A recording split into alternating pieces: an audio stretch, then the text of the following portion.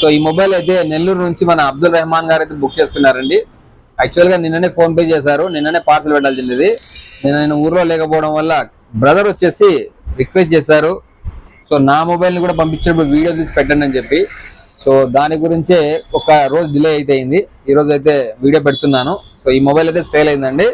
ఇలాంటి మంచి మొబైల్స్ ఎవరైనా కావాలనుకుంటే మన వైవిఆర్ మొబైల్స్ పేజ్ ని ఫాలో చేసుకోండి. అలాగే మీరు ఏదైనా మొబైల్ ని సేల్ చేయాలనుకున్నా బెస్ట్ ప్రైస్ అయితే తీసుకుంటాం. ఒక్కసారి మన వాట్సాప్ నెంబర్ అయితే సంప్రదించండి. Thank you.